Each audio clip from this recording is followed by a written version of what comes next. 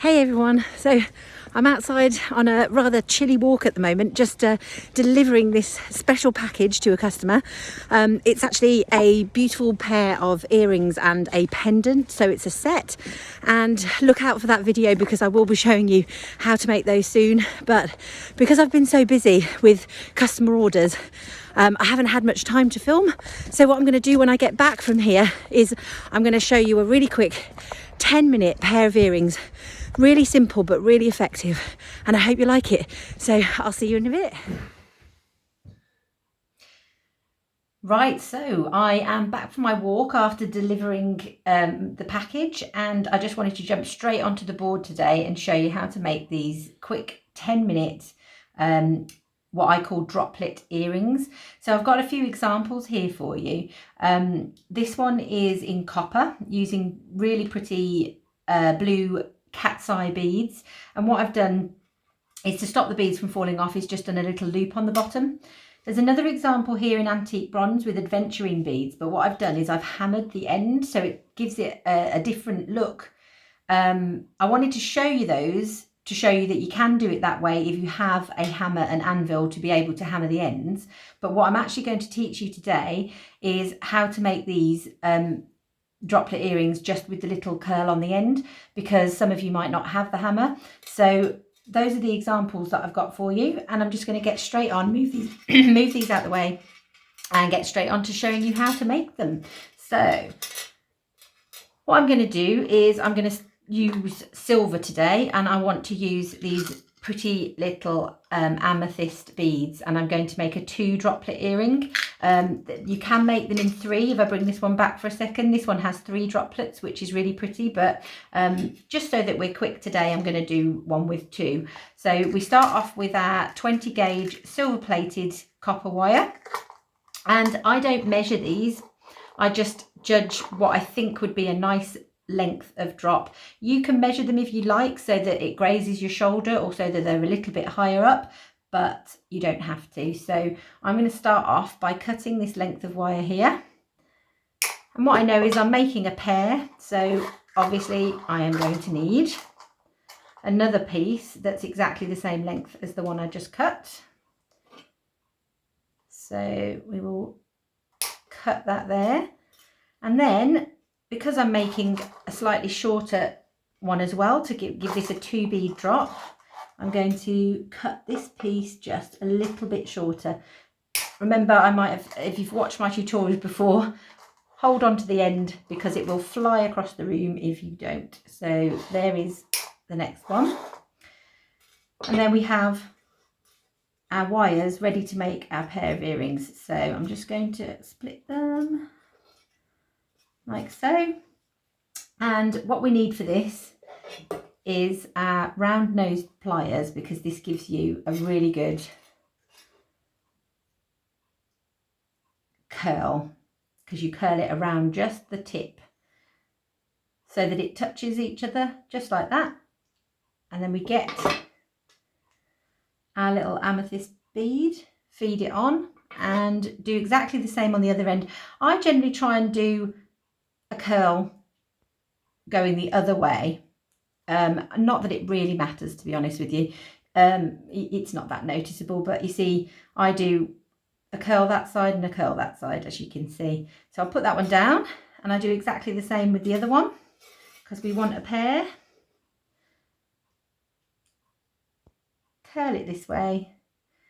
If you get a kink, try and pull it out, because this is such a simple earring, but you don't want to, it's very noticeable if you get a kink in the wire. So I've done that one, and I'm just going to close it off so the bead doesn't fall off. And that's one set, and then obviously we need to do exactly the same with our shorter ones, so we get our 2 drops. So folding the opposite way again.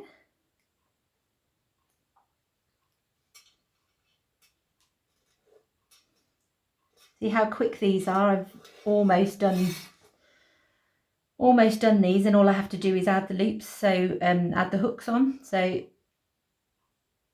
you can see we can probably make quite a few of these in just 5 or 10 minutes. But they're very pretty and very effective. Can't pick up the bead. Just dropped the lid that the beads were hanging in, just so if you're wondering what that noise was. I'm having a fiddle. Right, here we go. So the next thing we need is we need to get our sterling silver hooks. So here they are. I like to buy these ones because they've got a nice thick, a thicker piece to them. Because sometimes you can buy them, I'll bring one in, that are really thin and flimsy, and I'm not a huge fan of those. So I like to buy the slightly thicker pieces. But this little section where you hang your droplets from is actually facing the wrong way on this. So as you can see with this one, I've just given it a twist and I've turned it so that it's facing the right direction. Be slightly careful with them because they can break, but generally they're quite robust. And all I do is I hold on tight with one pair of pliers, and I get my other pair and I gently just twist it into position. So you can see there that it's now facing the way that I want it to face. You don't have to do that with every hook. So you might buy a pair of hooks that works, but what you want is for it all to be in one line, because what we're going to do now is we're going to put a little ring onto that hook so that we can hook our droplets off it. So you can actually buy rings already made, but I have actually run out of silver ones, so actually it's a good opportunity to show you that you can make them yourself. They're really easy, and I'm just going to make 2 so that I can then finish off these. So what we do is we want it slightly bigger than the little loop that we've made here. So I'm going to use these round nose pliers, and I'm going to start them about halfway down, and I'm going to give it a curl so that it meets the other one. You can see that's a bigger loop, and then we're going to get our pliers, our cutting pliers, and I'm going to cut it off just like that. So I'll bring that in so that we've created a little circle.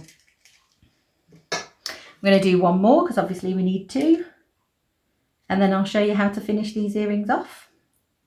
So there's our loop. Make sure we hold on to it, and there you go, we've got our little circle. And now, just to finish them off, I need some pliers to hold on to these rings with. So it can be a little bit fiddly, but we want to hold on to it and open the ring out. And what I'm going to do with this first one is I'm going to start with the longer one, and I'm going to feed it on, and then the shorter one, and feed that one on. And then what I'm going to do is I'm going to pick up my hoop, and what I want to do is make sure that the thicker part is facing towards me and the loop is facing away from me, so that when I actually hook this on, it's going to be facing in the right direction. So I've hooked all 3 things on that I want. I'm going to close up that hoop with my pliers, and there we have one earring all set and done. Now what we want to do is make sure that the other one hangs in the opposite direction, if that makes sense. So you don't want to do it exactly the same way, because they'll both hang like this, when actually you want them to hang like this, because that makes sense for a pair to kind of mirror each other rather than be exactly the same. So I'm going to pick up my little hoop again, and this time I'm going to start with the shorter one so that it hangs in the right way, and grab the longer piece. So exactly the same process. I haven't opened that up enough, sorry. Open that up so that we can hook that on. And then again, make sure that your hook is facing away from you, and hook it on. And we're going to close that off just as we did the last one.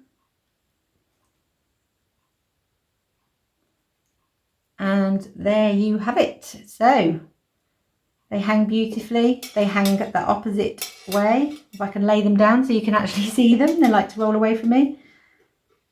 there's our beautiful pair of amethyst and silver earrings using sterling silver hooks. So I think that was probably about 10 minutes. It was nice and quick for you.